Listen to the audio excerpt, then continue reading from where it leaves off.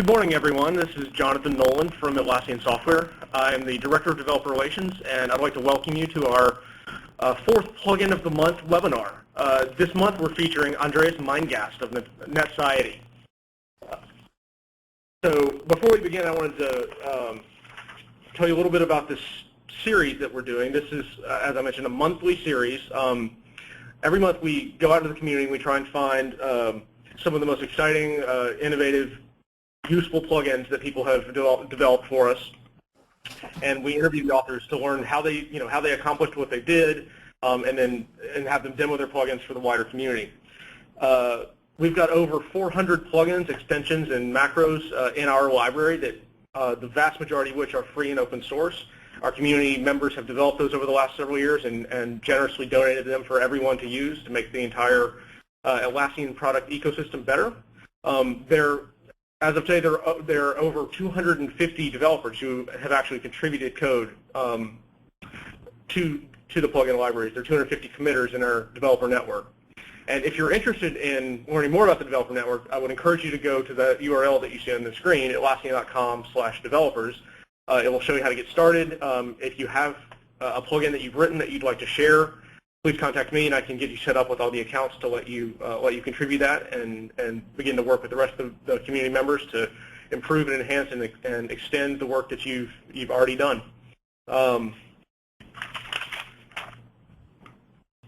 With that, I wanted to briefly introduce Andreas. He's based in Vienna, Austria, and he's got a pretty extensive programming background, and he's, in addition to Java, he is familiar with Lisp and Ruby and Haskell and Smalltalk.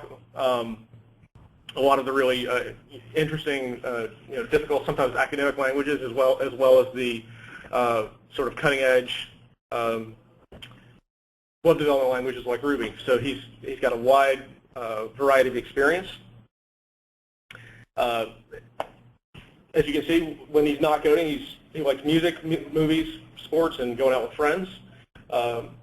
And he gave us a piece of advice, which I think is also really valuable. If you're actually looking to develop plugins yourself, there's a ton of existing source code out there. As I mentioned, those 400 free and open source plugins, all of which are available in our Subversion repository, and you can download those, compile them, run them, build them, and learn how they accomplish what they do. And so it's a great way to get started, understanding how to interact with Confluence or Jira or other products. So as well as several libraries that other plugin developers have created and again offered to the community that make it easier to do things inside plugins. So don't worry, or try not to reinvent the wheel. Look at what's out there already and see how other people have solved the same problem.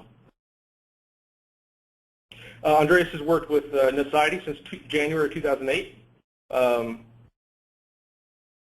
and he's actually he's currently in school as well as working with netoCiety.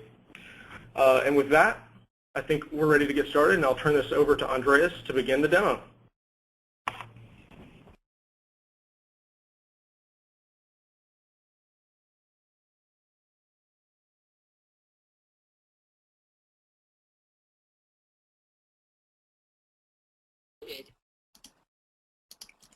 Yeah, thanks for the introduction. My name is Andreas Meingast, as already mentioned, and I'm working for netoCiety. I'm also currently studying computer sciences at the University of Technology in Vienna. And today I'm going to talk about plugin mashups for Confluence. And what I mean by plugin mashups is basically just taking existing plugins and making them interoperate, and also extending their functionality, and maybe also extending it and enhancing it, and also refactoring it. Yeah. And today I'm going to talk about how we used existing plugins to create applications on top of Confluence, what steps were necessary, what kinds of plugins we used, where we had to refactor, where we had to extend, and I'm going to talk about the pros and cons, where we ran into troubles, and yeah, I'll start right away with what was our main goal, or what were our main requirements, which was actually to map some kind of create, read, update, delete, and search functionality in Confluence. So I'm mean, the basics are there in Confluence. So you can create new pages, you can certainly read them, you can update it, you can delete it, and of course you can search in Confluence. Yeah? But the user interface for all this functionality is not really pretty and not really, I mean, you have to have a background knowledge about how wiki systems work. And we were trying to create a better usability and to create more usable software, or more easily usable software. And our main background was to use Confluence and existing plugins where possible. So we tried to map all this create, read, update, delete, search functionality onto existing plugins, onto Confluence functionality, so we didn't have to reinvent the wheel all over again. Yeah. Unfortunately, some parts were not implemented or were not available, so we had to do some development our own. And I'm also going to talk about that later, how we approached it and what kind of development was necessary. And yeah, I also have to say that all this development was done against technical and business requirements. So these were real life projects. And well, yeah, I'm going to talk a little bit about these projects later on. So let's just step over to the plugins we used. Basically, we used 4 plugins extensively. So there is the reporting and the scaffolding plugin from Customware. And we used these plugins to generate reports or to generate lists for user input data. And we used the scaffolding plugin to create forms and to display forms. We also used Adaptivist's rating and advanced search plugin, advanced search for more fine-grained search, and the rating plugin to attach rating scores to pages, which was also a necessary requirement for one project. So we kind of used the rating plugin for that. So talking about the create, read, update, delete search functionality, we pretty much covered the read, the update, the delete, and the search functionality with the given plugins, but the create functionality was not there in the way we wanted it to be. So we had to come up with our own plugin, which is called the AutoPage plugin, which allows to create new pages based on templates very, very easily. So yeah, you will see later on how easy it is to actually create new applications with this AutoPage plugin or with this plugin mashup, and how easy it is to actually understand its functionality.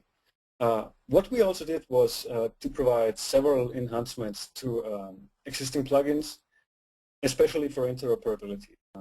Some functionality in that direction was already there. So, for example, the rating plugin was already working together with the advanced search plugin, for example. At least theoretically, we had to rewrite it in the end because we couldn't get it to work all the time, so we did some kind of rewrite. And we also did some security enhancements, especially for scaffolding and for AutoPage plugin, because there were certain requirements for some projects, and we had to do special security in regards to access rights or to anonymity. Yeah. Okay, so much about the used plugins. Then I'm going to talk a little bit about the projects that we implemented with the given plugins. First of all, we did netoCiety, which is just something like dig.com or reddit.com for idea management. So if you know dig.com, you pretty much got the concept for the application. It's pretty much something to gather ideas, to discuss ideas, to rate ideas, and to be able to move ideas through a certain life cycle and in the end realize these ideas, and all in this application. So if you know dig.com, for example, it's very crowd-driven. People can submit links to websites, and people can discuss websites and can actually upvote and downvote websites. And we did basically the same thing for idea management or for ideas generally. For the government of Salzburg, we did a job bulletin board and knowledge management on top of this plugin mashup, or on top of these plugins. And the netoCiety project was originally a prototype and is now more or less ready to use. Government of Salzburg is in production and is currently used on top of all these plugins. So this thing actually works and can be used. So for the next part, I'm going to give a short demo of the applications, and I'm also going to show you how to use the source code, or how to use code in Confluence, and how or how the source code actually works in Java. So here we have the actual netivation application I was talking about. So I mean, the basic functionality is pretty clear. You can add new ideas, you can view and vote on them, and you can discuss these ideas in the idea forum. So it's basically it's very easy to understand. So you can add a new idea to the system by clicking on post an idea, and then well, here we have the input form for a new idea. So you can enter description, summary, and for example a website. And now let's have a look at how the whole thing is implemented and how the whole thing is done in Confluence. And later on we can have a look at how the whole thing is done in Java on a more detailed level. Let me say one thing. This currently is the auto page plugin, which is used to create new pages. So maybe I'll give a short overview on the workflow of the whole idea management, so you can better understand how each step in the process of creating, viewing, and voting on ideas is mapped onto existing plugins. So we're currently in the post an idea step, or in the post an idea phase, which is mapped to 100% onto the auto page macro, which provides functionality to create new pages based on templates. This view and vote step is over here, is mapped onto the scaffolding, the rating, and yeah, pretty much the scaffolding, the rating, and the reporting plugin. Oh yeah, and also the forum plugin. But we're currently here, and finally you can generate listings, or you can generate reports with the search and reporting plugins. But I will talk about that later on. So currently we're going to have a look at how the auto page macro is actually creating new pages based on page templates and user input. So this is pretty much standard Confluence syntax and standard macro syntax, and this is the interesting part. So here we call the auto page macro and tell it use a template which is called netivation idea, attach labels review and search netv to new pages, and attach it to a parent page with the given ID. Also scaffold target is true. I will talk about these things later on when I'm in my development environment in Eclipse, so you can actually see what it does. But this has to do with interoperability with the scaffolding plugins. So I will talk about that later on. So the interesting thing here is we have certain fields. As seen before, we have the description field, which is a text area with 40 columns and 10 rows. We have a summary field, 40 columns, 10 rows, and we have a text field, which is website, and we all have a department, which is a select box with predefined values, engineering, marketing, sales, finance. So it's all pretty much standard HTML functionality mapped into Confluence syntax. So what actually happens is, we can see that here, what actually happens is this. What we are doing here is we have a document template which lives outside the new ideas in this case. So we have a parent page, and what we are doing when we're creating a new idea, a new page, is we actually instantiate this document template with a given user values and attach certain tags to it, and attach certain meta information to the document, which is in fact a Confluence page. Then we can do this process, or we can create new ideas in this case, and we can edit these ideas, and we can pretty much standard Confluence functionality. Yeah. So let's have a look at how this thing actually works. So here we can enter a description, a simple description. We can enter a summary and a website. which is /out, yeah, right. And we select a department, engineering, for example. Submit the query, and in this process, we instantiate the document template and create a new page or a new document with the given user values. So we have a simple summary, a simple description. Oh, it somehow forgot part of the website. Okay. Department, and it also attaches author and text automatically to the page. So really interesting here also is the document template, which lives here in the new idea template. This is also a standard Confluence template, which is stored in the global templates folder in the administration section, and which contains, so to say, the text template, which is later on used in the actual document. So we have here a standard table with description and input, and we have fields that are later on filled out by the user. For example, description, website, department, author, and text.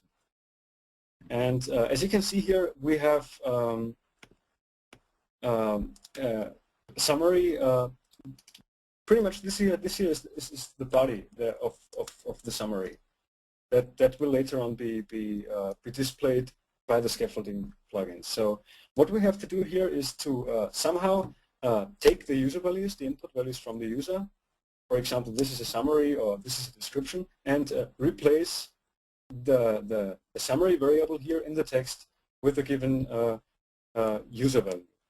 And I'm going to show you how that is done in Eclipse right now. So perhaps it's better to go through the whole auto page macro and have a look at how it works. First of all, what we do is whenever the macro is executed, we try to get the parameters, for example, labels, prefix digits. It's pretty much all given here. So we have labels, we have a prefix, we have a parent ID, and we can anonymize the page after the page is created, and we can set several other security-specific parameters right in here. So, for example, here we say the template is the netovation idea, which we viewed earlier. We say the prefix for the idea is idea dash. We attach certain labels like review and search net v, which is all done here. So it parses the parameters, then does some validation of the parameters, and if errors occur, the auto page macro returns an error. Yeah, pretty much standard procedure. And after the auto page macro successfully passes the input parameters, it creates a link which is later called by the create page edit action. So what this whole thing does is actually to create the submit button. We can see that here. The macro creates the form and the submit button to create the page later. And when you hit that submit button, it actually calls the create edit page action, which does the page instantiation, which does the variable replacement in the template, and so on. And what we can see here, it does some error checking. It checks for the user rights if we have the right to actually to create new pages, and then goes ahead and fills up the template with the user input values, for example, here in description and summary. And early on, I was talking about the scaffold we have here in the source code of the page. So let's wait. So here's the parameter that says scaffold target is true, and this is a rather important thing, and this is a real big thing that's interesting for plugin interoperability in this setup. So we are heavily relying on the scaffolding plugin, and somehow we have to create pages when we instantiate new pages that are able to work together with the scaffolding plugin. And to do that, it's not enough to simply instantiate a new object or instantiate a new page with scaffolding content. It's also necessary to actually attach metadata to the page. And this is done in a pretty elegant way in the scaffolding plugin. For example, or we can look at it here. So we say, if we have a scaffold target given, then we want to update the metadata. And the metadata is actually the name of all given input fields. So for example, description, we have a summary, we have a website. And in addition to the names of the fields that are input, we also have to give the values. So we build a map. And here we fill the map with the values the user has given us. So we have the name and the value. And after that, we call the metadata manager to save the data, to attach the data to the newly created page. And then we call the Confluence indexer to reindex the page. This was actually a bit tricky because Confluence uses the Lucene indexer, I guess, for searches or for full text searches. And the scaffolding plugin also uses the indexer, but to store metadata. So it's not enough to actually only save the data. You have also to call you also have to call the indexer to reindex the whole page and the new user input. So this is actually really important. And I guess this is also a great example on how to abstract functionality into a simple or into a single class like the metadata manager. So other plugins can interoperate with your plugin or with your functionality. So for example, this is all the code I need to write to actually interoperate with the scaffolding plugin. And yeah, and I guess that's a very elegant solution to the whole problem. Yeah, so now we can add new ideas. We pretty much have discussed the auto page syntax and what it can do. It can do a lot more, but in this case, I guess, yeah, this pretty much covers it. So we can now see how to get new pages. What's also interesting is how to actually to be able to list and to view and to edit existing pages or existing ideas in that case. So what we used here, as mentioned earlier, is the reporting plugin and the advanced search plugin. We had to extend both plugins or to enhance both plugins to be actually able to access the rating score and to be able to sort by rating score. So if we have a look at the source code of this page, you can see that the syntax of the for example the search plugin is pretty much standard search advanced search syntax and standard Confluence syntax. So first of all, we create a search form. If you are familiar with the search plugin, this shouldn't be too complicated. So we create a search input field where users can actually input data. We create a submit button, and what we also do is we tell the search macro, or we tell the search plugin to only search all pages which are labeled with searchnet. And this is rather handy because in the stage of creation, in the stage of page creation, we automatically attach a searchnet v label to the page. So when a new page is added, we can automatically search the whole content, and we do not have to change anything. So yeah, and the search results parameter or the search results command pretty much only sets up the format of the search results. What we had to do with the advanced search from Adaptivist was to refactor or to rewrite the way it accesses the metadata, the rating metadata, or the rating data of an idea. And we did that. We can have a look at that in Confluence. We did that by factoring out a rating manager, which is pretty much the only interface needs to access rating scores for pages. So this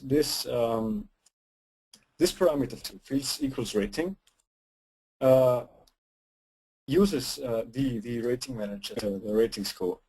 So whenever you write a plugin and you want to access the rating score of a page, all you have to do is to call the rating manager on the page, and then call the method getRatingAverage or getRatingCount, or for example getRatingTotal. GetRatingAverage will return the average rating score for a page. The rating count will return the number of ratings that were actually done on the page, and getRatingTotal will sum up all the ratings that were done by the that were done for the. So yeah, for the reporting plugin we did pretty much the same thing. We used the existing reporting plugin and enhanced it to actually use the rating score of pages. And yeah, it also uses the rating manager, so it's the same interface to access the rating data, and it also reuses, I guess, 99.9% of the existing code of the plugin. So we didn't have to rewrite much to use its functionality. Yeah. So this is actually how it looks. Here we can have a look at, for example, an idea, which is called Networked Innovation Demo Space. Someone has entered a summary, a description, and people can actually vote on this idea. This is the voting process I was talking about earlier. And with the whole voting/rating manager, I can access this voting score. Yeah. So it's loading. Yeah.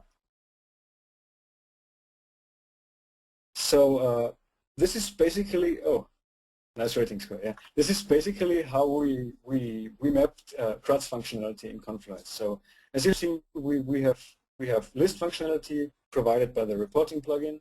We have search functionality. For example, here we can search for net star to return everything which matches net star. We have search functionality. We have edit and delete functionality. We have standard Confluence functionality here, for example. We can, so if we want to edit the page, we just call the standard Confluence edit page and update the value. And the same thing goes for page deletion. So this functionality was already there. Yeah. So I could just edit this page, for example.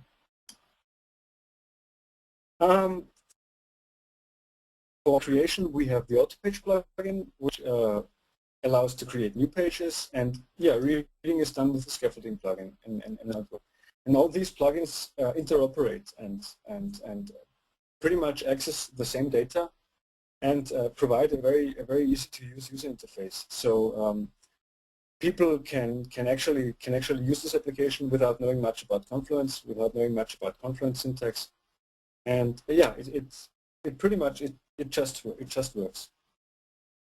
So yeah, let me show you how to actually create a new application that looks like this from scratch, because it's not very difficult to actually create, for example, a to-do application. So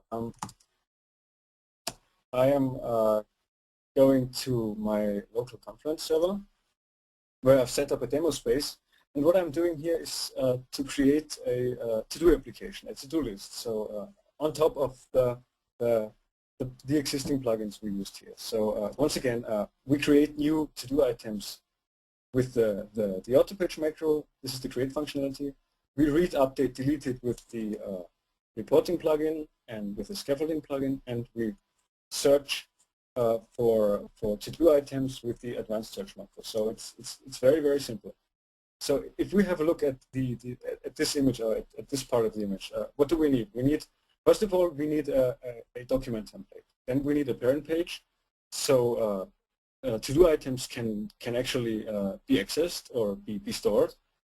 And then we can attach certain tags to documents, or in this case, to-do items. And we can also attach a rating score to to-do items, which can be used for importance, for example, or for priority. So yeah, let's start with the document template. So which is actually located in the Confluence administration user interface. So we create a template which is called to do, and I've prepared some code snippets which I'm just going to paste in, and I'm going to explain what actually happens. So this is the global template. Yeah, the template, once again, the template is the thing that will be used to instantiate new to-do items in this case. So we're going to use a very general document where we once again use variables that will be replaced by user input. So here we just have a table. We have a description field for the to-do item. We have an author field, and we have a text field. These are also the page info macros. They are also publicly available for Confluence, and they provide a very easy way to actually display user data or label data for pages. So what's interesting here also is the description field, which will be overwritten, or this body, this part, will later be overwritten with the actual data the user has input. So yeah, let's save that.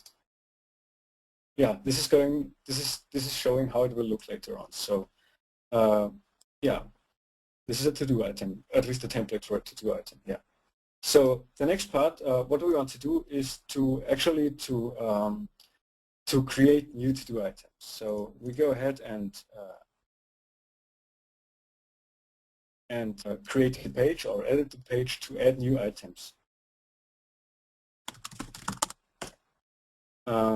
Once again, the code snippet I'm just going to paste in here, and yeah, this is once again create page is mapped onto AutoPage, and AutoPage uses the to-do template we just created and stores it for the given parent with the ID 983044, which is hopefully this one. Let's have a look at it. Okay, this sums up. And we also want to use it in combination with the scaffolding plugin. So we say scaffold target is true. We have a description field, so the user can input a description for the to-do item, and we have a submit button, so the user can actually submit the form. We save it, and yeah, there it is. Not very pretty, but standard functionality. So what we need next, or what we want to have next, is functionality to list existing to-do items and to read them, and maybe also to update and delete them. So, I've created a list page, and I'm going to add another code snippet. Yeah, here we go.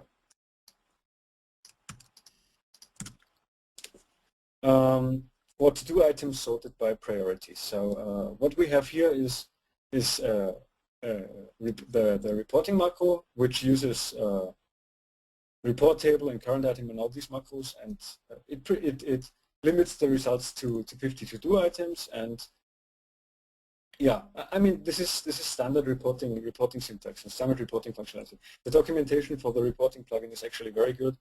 So if you want to achieve something similar, you can always look it up. And the plugin is also open source software, so if things are unclear, you can always have a look at the source code. Yeah. Yeah, what we want here is to list to-do items sorted by priority. So what do? We access the rating score with a custom macro we introduced, which is called rating sort, and we have it ordered by in descending order. We save that, and yeah, actually there are already 2 to-do items in the system, so yeah, it seems to work. Let's try a new to-do item, which is called just another to-do item, and store it. Okay, the text is actually there. We have the author, which is me, because I'm currently administrator, and we auto-attach the to-do tag.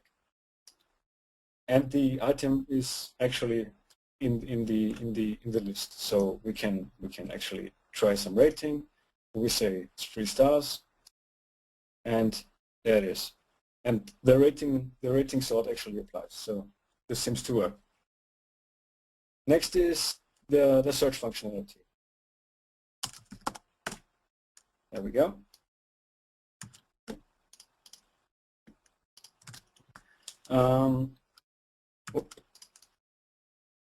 Yeah, seems to be all right. Yeah. So just like in the netoCiety application, we create a search form where we have a simple input field.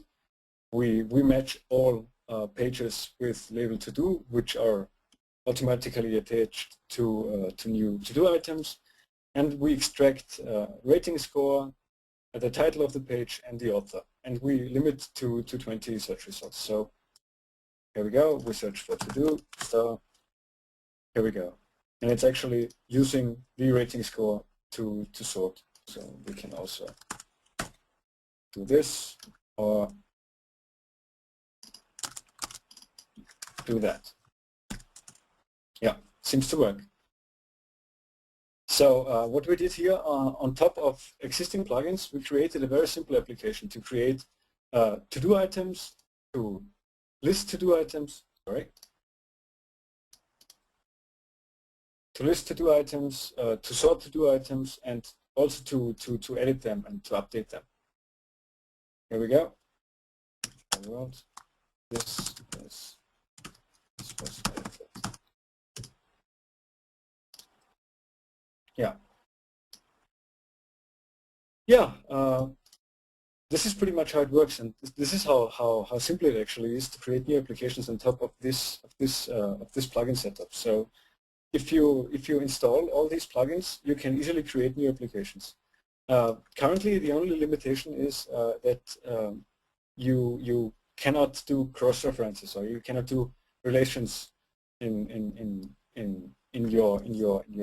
your forms or in your documents.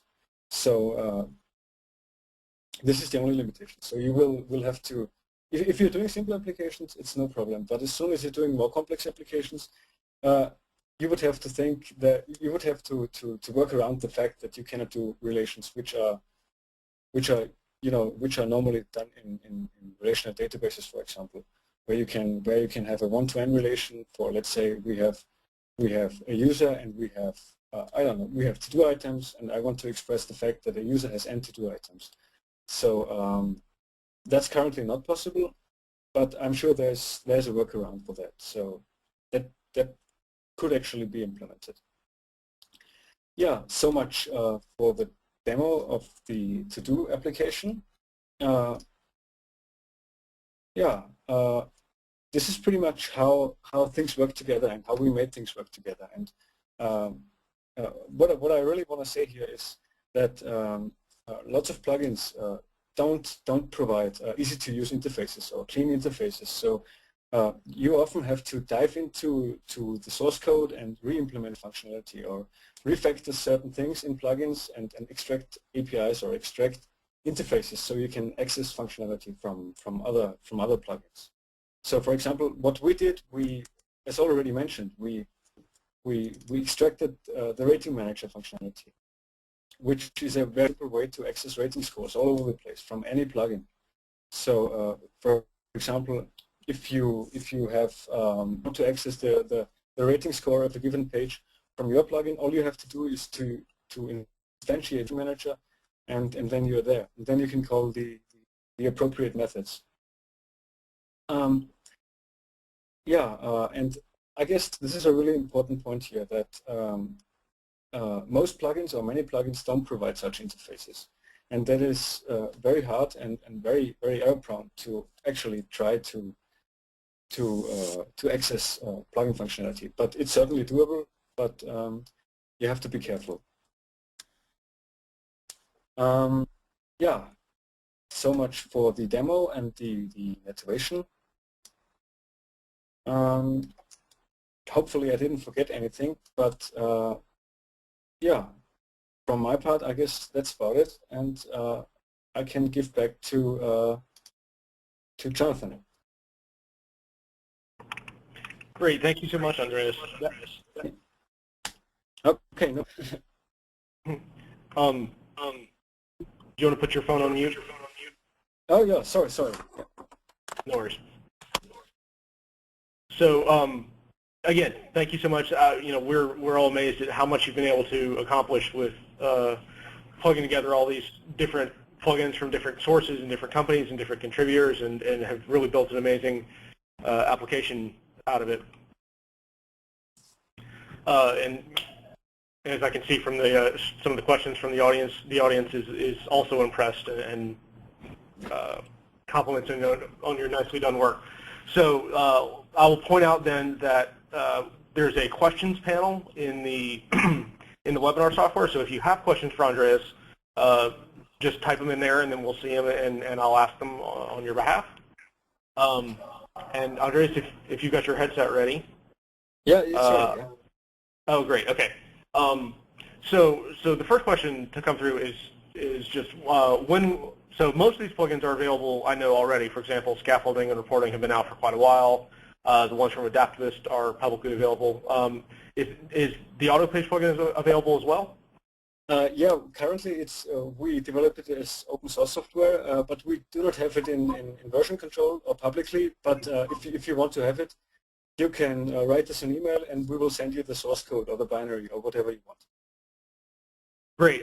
So yeah, so that would be great from anybody in the audience today. And also, I'll use this as an opportunity to mention that Atlassian provides hosting for many of these open source projects. We can give you Subversion, area in our Subversion repository. We can give you a Jira project. We can give you space on our Confluence instance. Okay, yeah. So yeah, so if you're ever interested in moving your plugins into the wider community, that's a good place to start. And so the idea platform, is that going to be a product eventually? Yeah, it's going to be a product. And so what's sort of your roadmap for that? When do you expect that to be available for people to purchase?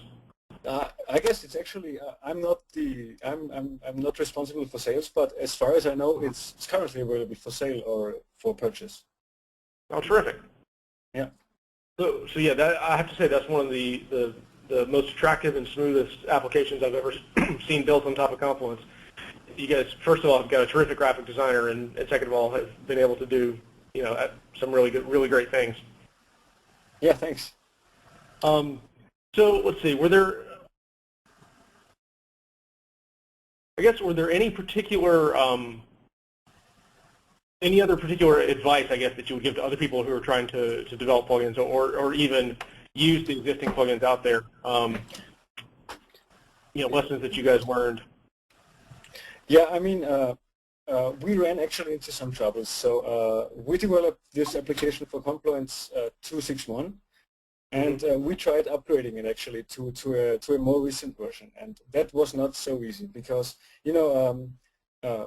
all plugin developers have some kind of their own development cycle. So they rebuild, they refactor, and they break into phases.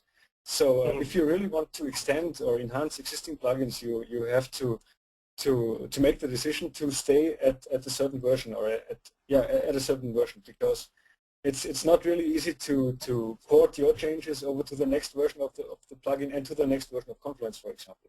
So this is also a critical point. And yeah, I mean, for plugin development, what can I say? I mean, general development advice also applies here. I mean, do unit testing. Try to cover as much in your unit tests to think about your code. I mean, just general programming advice here. Yeah. Mm-hmm. Sure. Yeah. Jonathan, can you hear me? I can. This is Stephen. Sorry, maybe I could interject if I may for a moment. Of course. Just to talk generally about, well, there were the questions and the points made about, is this product ready? And I can answer on the selling side, and I can also give some indications on the use this is being put to in organizations. So from a real practical point of view, how this is being used. I mean, we've seen a lot of the technology and a lot of the things behind this. So maybe I can just on those 2 points interject briefly. Absolutely. Please go ahead. I mean, just to say that, as I say, we've done this we developed this prototype for a client, and so the requirements, the business requirements, and the technical as well, of course, came from a client, and we're still continuing to work with that client and others on the realization of this in their instances, separate instances. So the Netovation site that was demonstrated by Andreas is publicly viewable, and it's just a space in our instance of Confluence. But that's just a demo environment, and that's what we developed the prototype in. But you know, we're looking to develop this in you know, clients' own instances. And I mean, in principle, you know, it's ready. But again, you have to take into consideration, you know, versions that clients have and work that has to be done for later versions of Confluence, plus the plugins where they've moved on. And the thing is, you know, it's a process that just needs to be gone through. The other thing is that, I mean, what's really interesting from a business point of view is that this does tick a lot of the boxes for a lot of companies at the moment in terms of how they can get their users to, you know, especially maybe the less savvy users, without wanting to offend anybody, how they can easily, you know, have a place where they can easily add data into fields, you know, in the creating an idea form, for instance, and where they can easily come back and rate ideas. And so this is going down quite well from a business point of view. And it has supposedly tangible benefits. It gets people to especially in tough economic times, you know, it gets people to come up with new ideas about how to, I don't know, improve service, develop new products, whatever it is. So from that respect, it seems very valued. So I guess that's all I wanted to say. Thanks, Jonathan. Oh, absolutely. Thank you for jumping in. Yeah. So another question that was raised was asking whether you guys used Adaptivist's theme builder to help with the skinning and the menus of the application that we saw. Yes, we use theme builder to create applications. Yeah. Great. Okay. And then going back to your earlier point of sort of the difficulty of keeping in sync with both the host product versions and the plugin versions themselves. You're right that obviously all those plugins maintain their own development schedule, and they're all moving forward as best they can, as quickly as they can. So I would just encourage you that, you know, as you do find yourself doing work and doing refactoring, that it's always worth it to try and get in touch with the original author and see if you can contribute any of those changes back to the main plugin. You know, I know that all those guys in particular would welcome contributors and welcome the help, given how important those plugins are to our general community. Okay. Yeah. So that's just sort of a general, you know, a general piece of advice for anybody who's working with these sorts of plugins. That you know, if you find yourself making good changes, don't keep them to yourself. Try and share them with everybody else. Okay. Yeah, Jonathan, maybe separately after this we could actually discuss that, because if there was interest, we could perhaps take this forward in a. I mean, the one issue is that there's 4 different plugins. I mean, there's only 2 core developers, Adaptivist and Customware, and I guess of course there's Confluence and netoCiety. In principle, if there was interest, if we could get just the 4 organizations working together to what's the word is it? I guess it's to get it to ensure that it's updated to the latest versions of Confluence and plugin, and to continue to be updated in a kind of cohesive way. We should do that, but we can discuss that separately. Yeah, definitely. We'll set up a time to chat about that later on. Okay, so I think that's probably all we have for the questions. So again, I want to thank you guys so much for joining us, and thank you for the demo. It was incredibly interesting. And as I said before, you've been able to do some amazing things with the plugins that were available in the community, and just a little bit of glue and to put them all together. So on this last slide, I'll point out that, again, our email addresses if you have any questions, and Atlassian.com/developers if you're interested in the developer network or any of the existing plugins that are available now. And I'll also mention that this webinar will be archived on Atlassian.com/TV, and it should be up within the next week or so. And then I'll also briefly plug our next webinar. We're not doing one in December because of the holidays, but on January 28th, we'll be talking with Chris Colhart of Gliffy, who Gliffy is the Confluence-based in-browser diagramming program, which we use inside Atlassian all the time and love. So it'll be a great conversation, and they've been able to not only build a great plugin, but also build a great business around plugins for Confluence. And so we'll probably get to talk both about the technical and also the business side of the equation. So if you're interested in commercial plugins or ever thought about, or if you have ever thought about trying to launch your own commercial plugin, this would be a great resource in Chris Colhart of Gliffy. So that's January 28th next year. And I think that will wrap us up. So thank you all very much. Thank you for coming. We appreciate your time, and we will see you in 2 months. Thanks, Jonathan. Thanks.